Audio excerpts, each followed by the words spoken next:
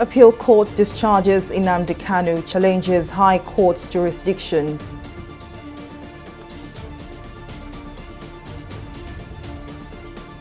Benue State Governor issues 1-month ultimatum to federal government over license to bear AK-47 rifles.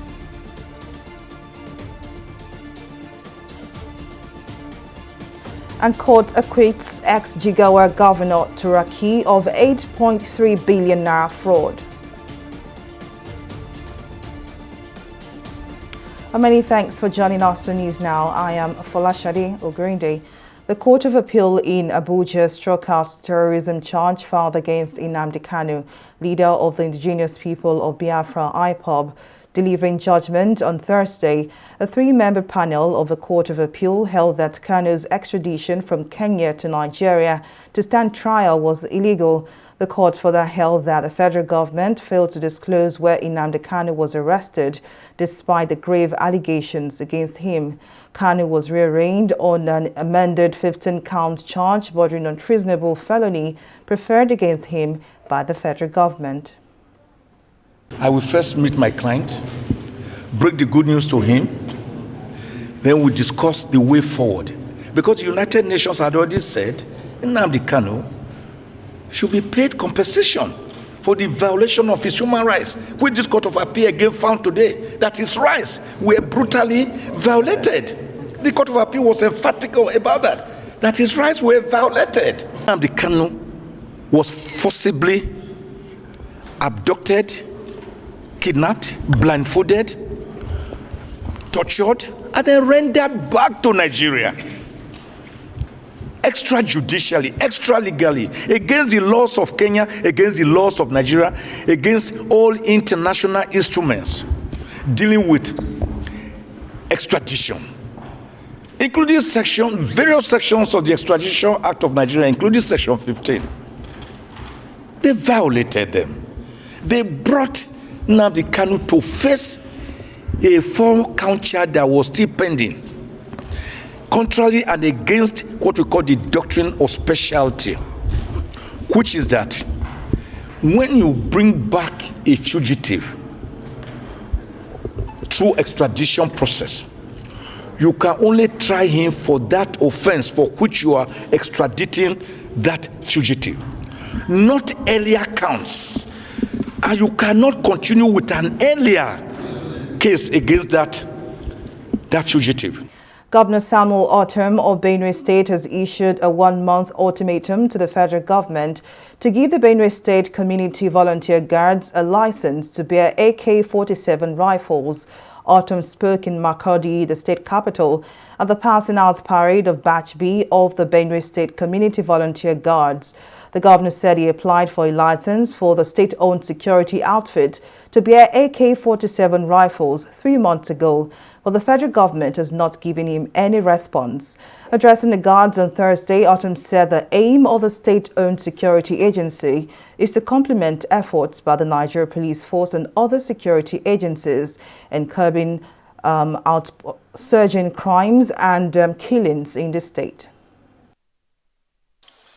I have, on behalf of the Benue State government, applied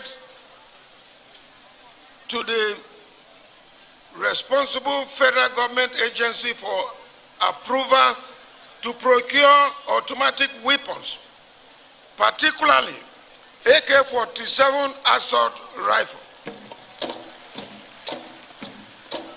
to further strengthen your logistic support base and your defense capability.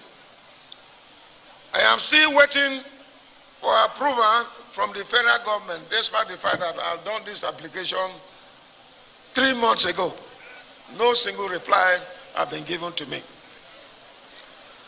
I'm still waiting. I have a responsibility to the state government and the people of Benue State. If in the next 1 month there is no reply, I will revert to the people of Benue State and seek their opinion. Whatever they tell me is what I am going to do. To discuss this further, I'm joined now by Monday Ubani, Second Vice President, Nigeria Bar Association, NBA. Thank you very much for joining us. Now, Governor Samuel Ortom of Benue State is not the first governor to demand the approval of AK-47 rifles for its community security guards. I recall that on September 23rd, Rotimi Akeredolu, governor of Ondo State, notified the federal government of his intention to procure arms for operatives of Amotekun. But from the legal perspective now, where does the federal and state government stand on the matter? Thank you for having me. I want to state the fact that the issue of arms and ammunition is within the exclusive regulatory power of the federal government. And that is why you hear the governor say that he has applied for a license from the federal government. And that's why also the governor of Ondo State you mentioned, also is said to have also requested for an approval for the security outfit in the state to bear arms and ammunition, meaning that there is an agency that is in charge of that, and that is the federal government of Nigeria that is actually the one to give license for anyone to bear arms and ammunition to any private individuals or any private outfit or state outfit that is not under the law authorized to bear arms and ammunition, like Nigerian police and the military. So having said that, it's obvious that it is within the regulatory powers of the federal government and not within the state. Now, why do we have to have a private security arrangement or state security arrangement? Is because of the state of insecurity in Nigeria, in which we have found out that the Nigerian police has not been competent enough or is overwhelmed in terms of securing lives and property in the entire federation. And because of the over-centralization of the policing system in the country, which has not been very effective, the states have actually came up with filling the gap by creating by law state outfits that can secure lives and property within the state. But what they don't have power to do is to arm them. And that's why they have to now resort to federal government to issue licenses for them to bear arms and ammunition. But the federal government has withheld that power to issue arms and ammunition. And that's why you see people like Ortom and Akeredolu now requesting that the federal government should do the needful by giving them the authority to arm their security outfit they have created by law. So it is actually the federal government that have the exclusive reserve to give licenses on arms and ammunition. Well, indeed, Monday Ubani, Second Vice President, Nigeria Bar Association, NBA, thank you very much for your time and your contribution.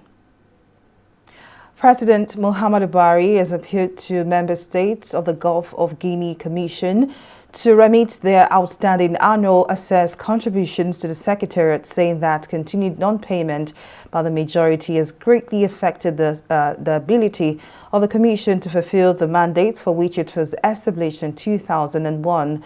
The President made the appeal at a virtual meeting of the heads of state and government of member states of the Commission, convened to review progress and efforts to deal with the maritime challenges in the region. The President said the inability of member states to pay their assessment was threatening the continued existence of the Commission. He also called for urgent collective action against the dangers and threats affecting maritime security in the Gulf of Guinea region.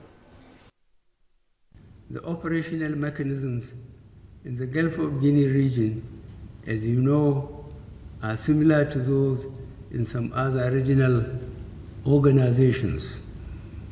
For instance, ECOWAS and ECA have adopted protocols on the security of their maritime domains and also set up regional centers for maritime security respectively.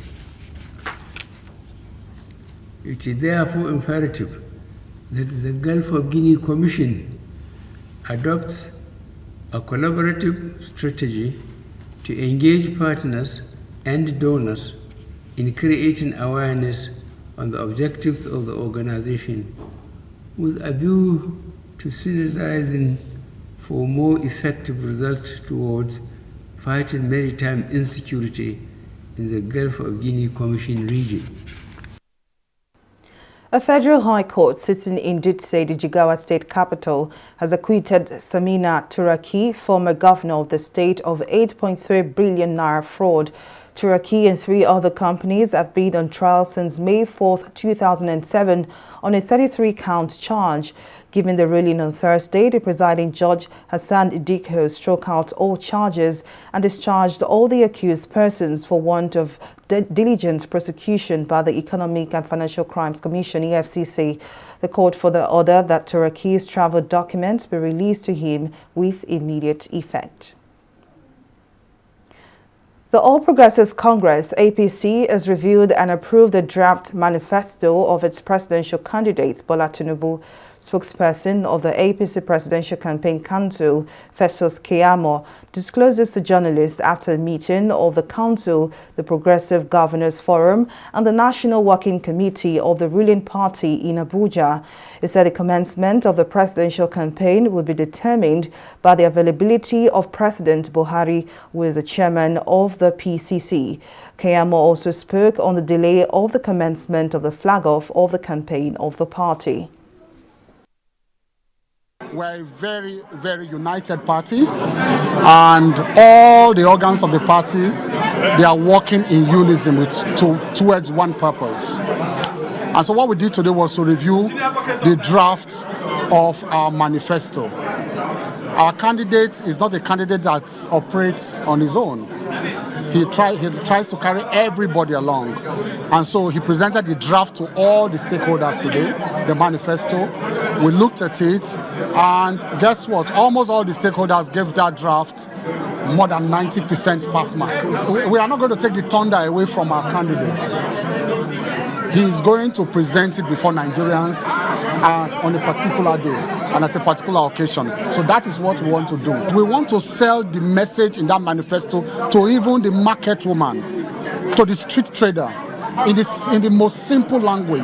We don't want to present before Nigerians a very complicated document that they cannot understand in simple terms what we want to do for Nigerians. The governor-elect of Ekiti State, Biodun Oyebanji, has promised to make life more meaningful for residents of the state. Oyebanji acknowledged that expectations of Ekiti people are very high and promised to roll up his sleeves and take up the challenges. He also promised to prioritize youth development and economic advancement of the state.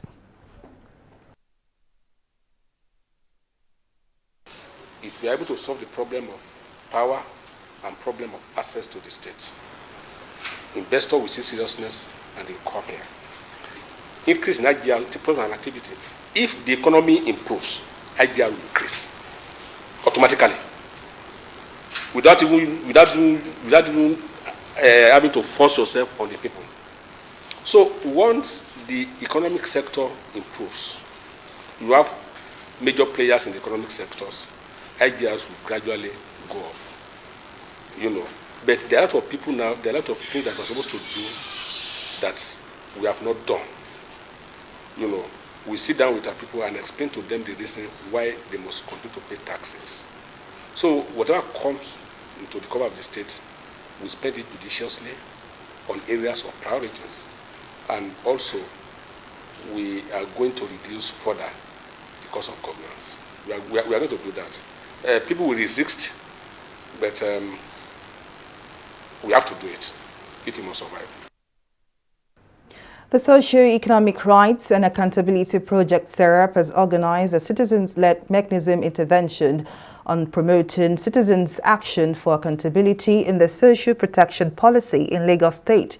The event, in collaboration with the European Union Agents for Citizens-Driven Transformation (EU-ACT), is aimed at ensuring consistency in the implementation of programs and initiatives by relevant ministries, departments, and agencies of the state. Attendees of the program identified advocacy as a major tool to engage citizens, adding that civil society organizations and relevant stakeholders have a major role to play. Instead of just having the Lagos State social protection policy in place, it will be important to have effective implementation so that the purpose will not be defeated. Everybody can enjoy the benefits attached to this policy, because it won't make any difference if there is a policy and there is no change or effects that can be seen that the policy intends to achieve. Most people don't know about social protection policy in Lagos State, and it's very, very distasteful that only few people, especially in the CSO world, know about this. Even me, I got to know about this about 2 years ago. I think about 1 year ago, that there was a policy like that. So it's very, very important that we start advocating to Nigerians about this social protection policy. No, we call this all-inclusive. That means it includes people living with people that have disabilities. It includes young, it includes elderly, it includes women. So if all that are participating in the economic development of the state, it will go a very long way for us to achieve a lot economically. Well, we'll take a break here, but still to come, Super Eagles Valley drops from 307 million euros to 256 million euros. Details of the story and more right after this break.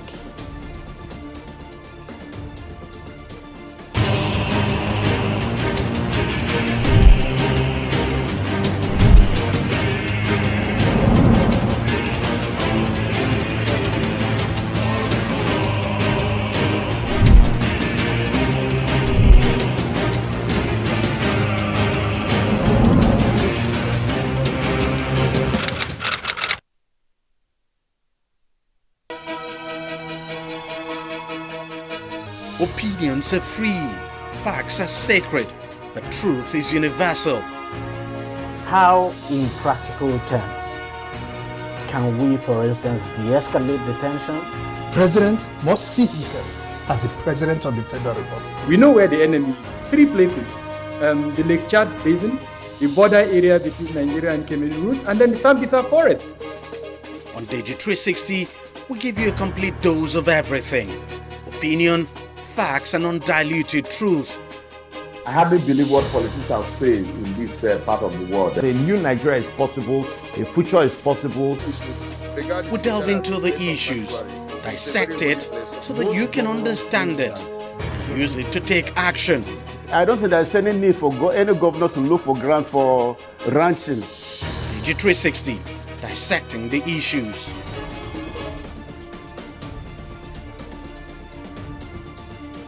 Welcome back. Now here is a recap of some of our top stories tonight. The Court of Appeal in Abuja struck out the terrorism charge filed against Nnamdi Kanu, leader of the indigenous people of Biafra, IPOB. Delivering judgment on Thursday, a 3-member panel of the Court of Appeal held that Kanu's extradition from Kenya to Nigeria to stand trial was illegal.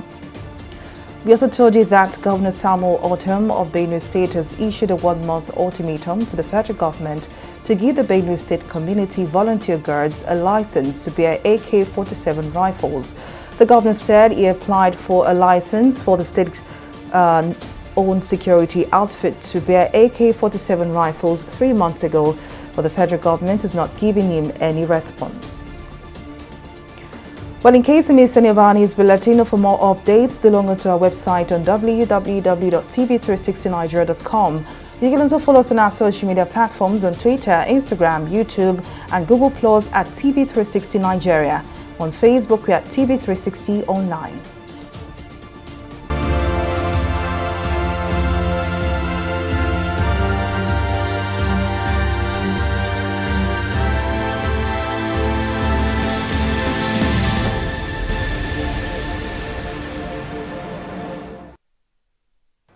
The Hong Kong government says it is considering easing the cap on public gatherings to 12 residents from the current 4. It added that it will allow live performances to resume in the restaurants, bars and pubs and other entertainment premises from October 30. Speaking at a press conference on Thursday, the Undersecretary for Health said officials would follow several principles in further opening up the city, including limiting the effects of a possible rebound in cases and the burden on the public healthcare system while prioritizing policies that benefit the economy. China's daily count of new coronavirus cases has doubled since September, leading to the resolve of authorities to eliminate outbreaks as quickly as they appear and dimming hopes for an easing in the zero-COVID stance. The Chinese National Health Commission made this noon on Thursday. China reported 1,624 new COVID-19 infections for October 12, of which 372 were symptomatic and 1,256 asymptomatic. Well, we'll take a breather here and return with more stories and business. To stay with us.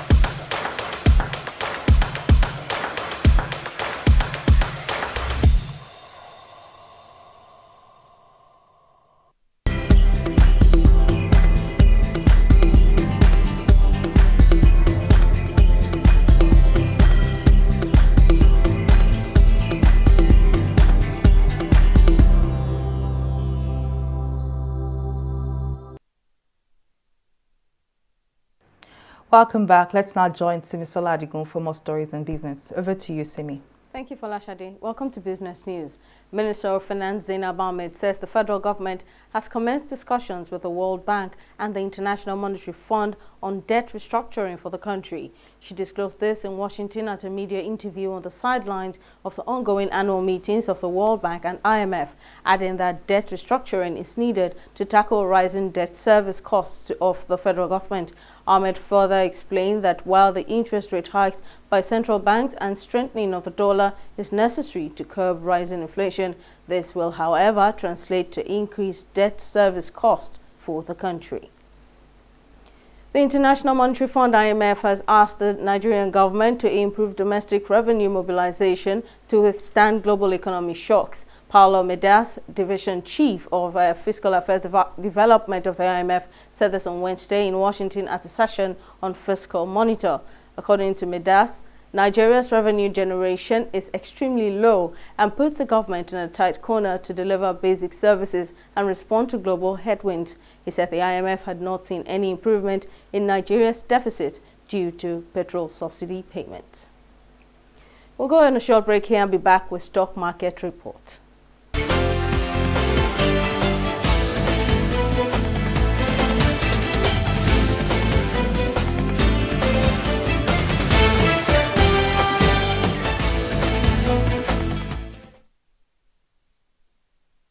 The Nigerian Stock Exchange has still not recovered from the previous day's losses as negative sentiment sustained. Thursday's trading went further south to 0.02%. Subsequently, the all-share index also dropped to 47,524 basis points, while the market cap decreased to 25.885 trillion naira. Thursday's losing trend is led by UAC of Nigeria and Geregu PLC with a huge loss of 119 naira 25 kobo. Now Honeywell Flour Mills and Nemeth International Pharma lead the advances list with a gain of 3 naira 51 kobo. Now in 3,264 deals, investors exchanged 86 million volume of shares valued at over 2 billion naira. Now to our select global stocks, the UK's FTSE and US Dow Jones are in the bulls, thanks to a reduced inflation pressure and stronger dollar. The Japan's Nikkei stock, on the other hand, landed in the bear's territory due to losses in the power, mining, and paper and pulp sectors. Well, that's it on the Stock Market Report. Back to you, Folashade. Well, many thanks, Ms. Sola. President Volodymyr Zelensky has appealed to Ukraine's Western allies to provide additional air defense systems as deadly Russian missile strikes intensify.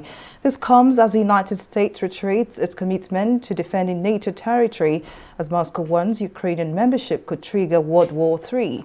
Meanwhile, Russian President Vladimir Putin touts turning Turkey into a new gas supply hub at a summit in Kazakhstan.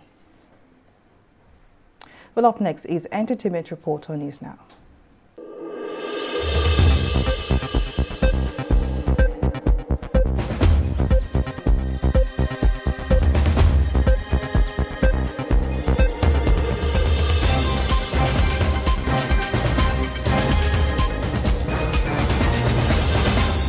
It is indeed a sad and trying time for family and friends of former Big Brother housemate Rico Suave, whose tragic death was announced by fellow housemate Toby Bakre on Thursday.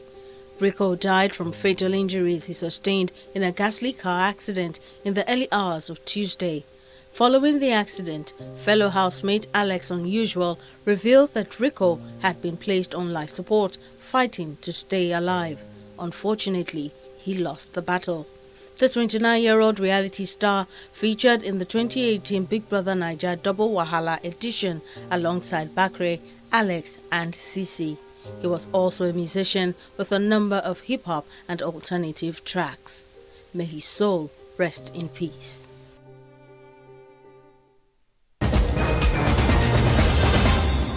Top music executive Soso Soberekon has revealed he has brokered peace with his accuser, Harry Song. Soberekon had sued Harry for alleged libel over claims the talent manager sent assassins to eliminate him. Upon Harry Song's arrival into the country on Tuesday, he was arrested by security operatives at the Lagos International Airport and taken into custody. However, all seemed well as the duo revealed they had settled their differences, which they claimed brewed from misunderstanding. Well, that's it on the entertainment segment of News Now.